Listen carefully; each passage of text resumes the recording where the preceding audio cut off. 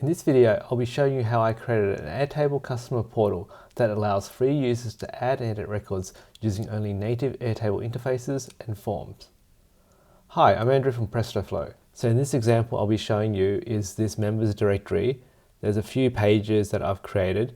So in this view, we have the all members where you can see everyone's details. Then you have my submissions page where you can view your submissions as well as create a new submission and edit your submission. And on the My Details page is where you can edit your own details here. So you only view yours, you can edit it, and on first creation you'll be adding yours there. So you can see here the user has no access to the base. So what I'll do now, I'll switch over to the admin view and we'll share this interface with another user. So we'll go here and I'm going to share it with this user. They're read-only and I will just send the invite out. So what I'll do, I'll just actually copy the URL, just save myself a bit of time, and I'll create a new window, ask to log in. And now this user has been taken to the portal. So they have no details here.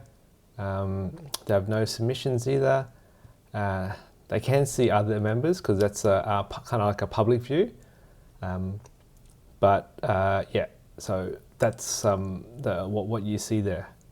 So we'll add in their details. We'll open up a new form. So Terry Smith, golfing, golf. And the email I want to enter is that one. That's the one I used to log in. I'll submit that. Close up the form. Yep, and now it gets populated. There's a bit of a glitch here.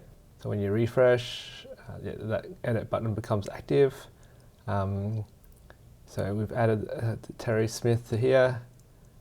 They're in this all members list as well, Terry Smith. And just say if I want to edit Terry's details, golf, cooking, reading, and it's actually Terrence.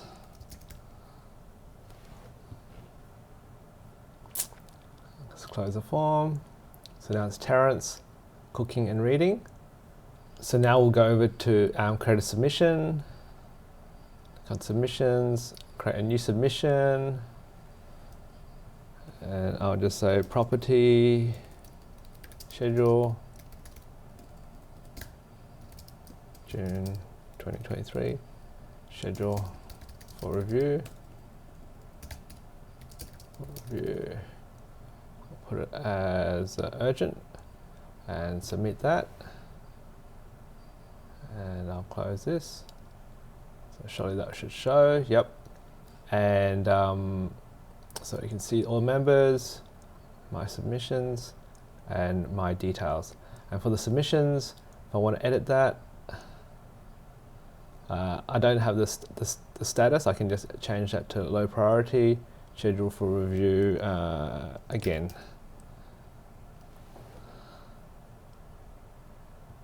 So the status is a hidden field, slow priority, schedule for review again, and yep, that's an updated submission. So here, if you go to your share icon, you can see actually the list of other users who have access to this interface. So these include, read-only users, base collaborators, base owners. So if that's an issue, I'll show you how to get around that a bit later. But please note, for this functionality, you do need an Airtable Pro plan. So that's something that's required in order to share the interfaces with read-only users. So let's jump over to Airtable and let's see how we set up our base. So essentially, we have two main tables really, which is the members and submissions. But I'll go through the members base first. So we have our main key fields here, first name, last name, interests, email. The important thing is that we added this user field, and that user field allows us to restrict the content on the interfaces. And there's an add member details form here. And this form, which has all these details here that we entered, first name, last name, interest, email, and that's actually linked to an automation. So that automation, what that does is when that form is submitted, the email address that the user enters gets added to this Airtable user field, and that becomes, that allows us to do some filtering on the Airtable interfaces. So that's what, why there's an automation for this form. For the edit functionality, there's a solution that I came across in the Airtable community, which I used here, and it involved creating a new members updates table, which is used to actually store these changes. So you can see these changes here. This is the change from the original, and also has the record ID of the member.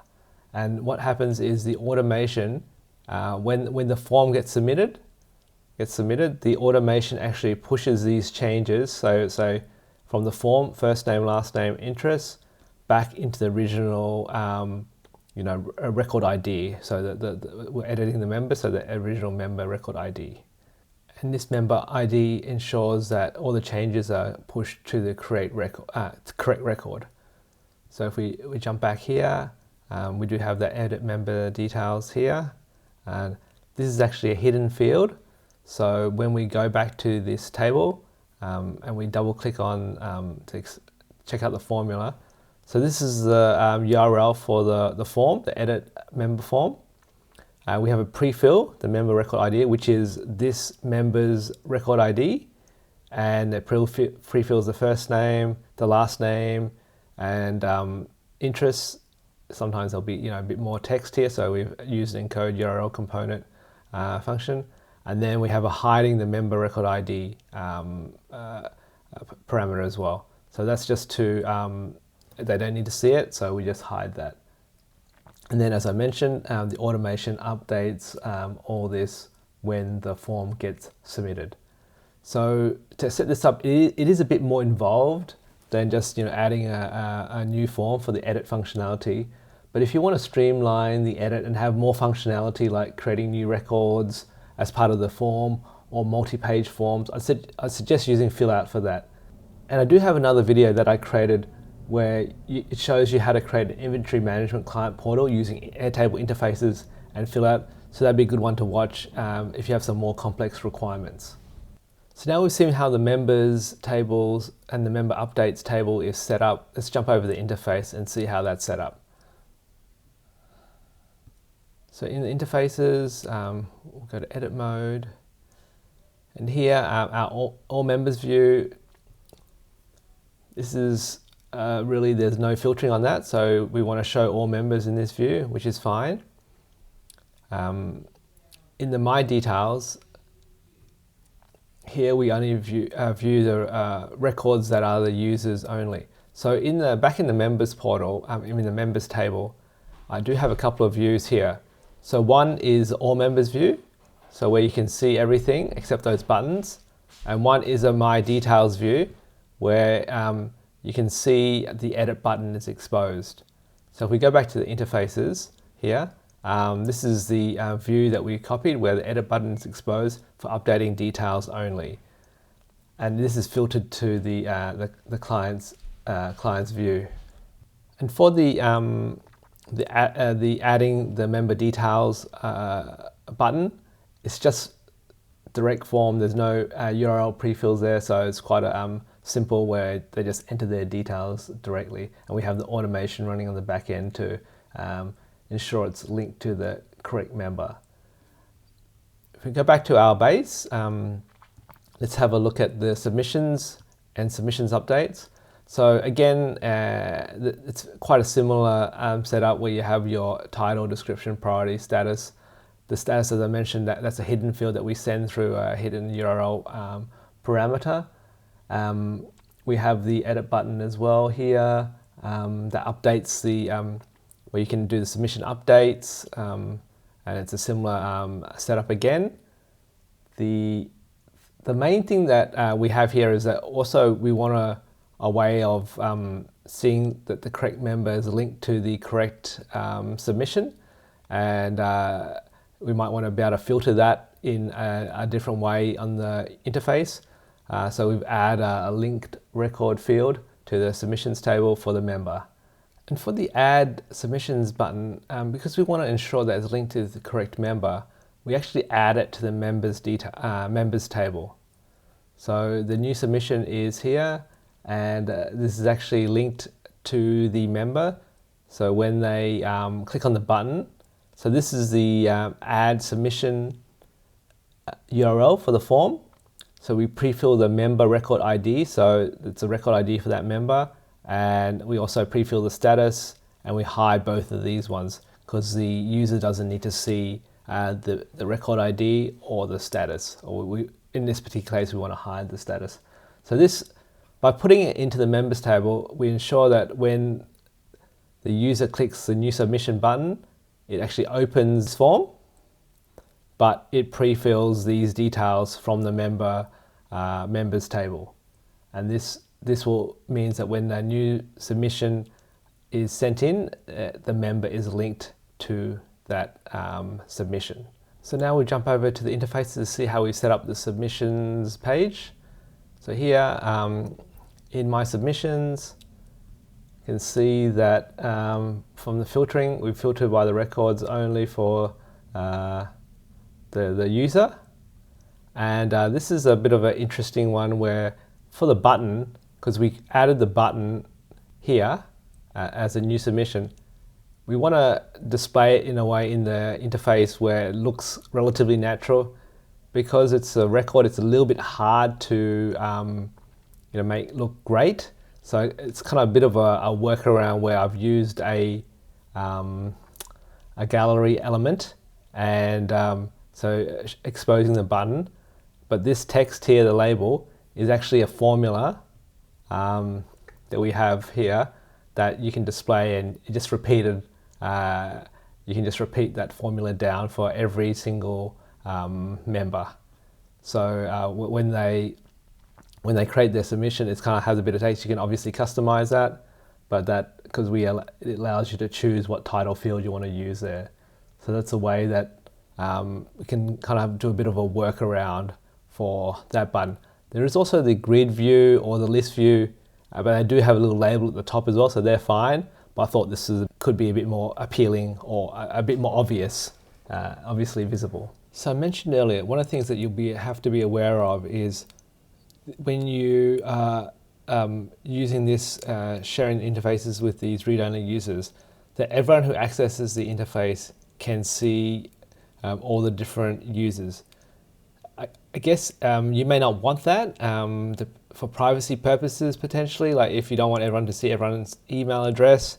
So in that instance, what we could do is we'll switch back to here, and so as long as you've kind of set up your structure pretty much how you want it, then you can just create a duplicated interface.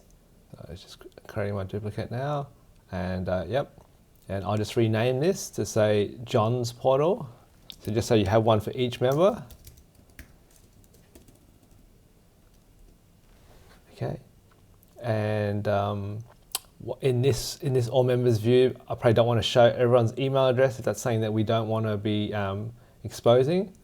Okay. My submissions is still there, and my details is fine. So I'll publish this one. Publish John's portal, and I will share this portal with a new user, and they're read-only as well, so I'll invite this user. Okay, I shared it with one collaborator, and I'll switch over to my Gmail, and here we have the invite, John's portal, and we'll accept the invite. It's prompting me to sign up. I'll say John, password.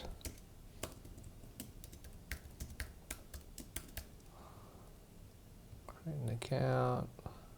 So now we're in the interface. I'll just close that pop-up so I can see that I can view all the members' details, not the emails.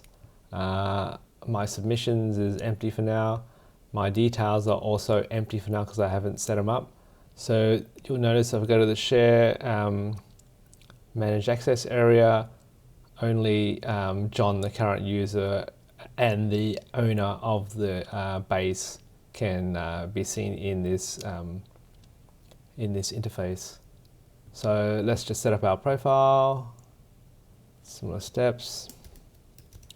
John Jones, tennis. Submit. So once we've closed that down, they're added there. John Jones has been added here. And again, if we want to create a submission, we can do that with that new submission button.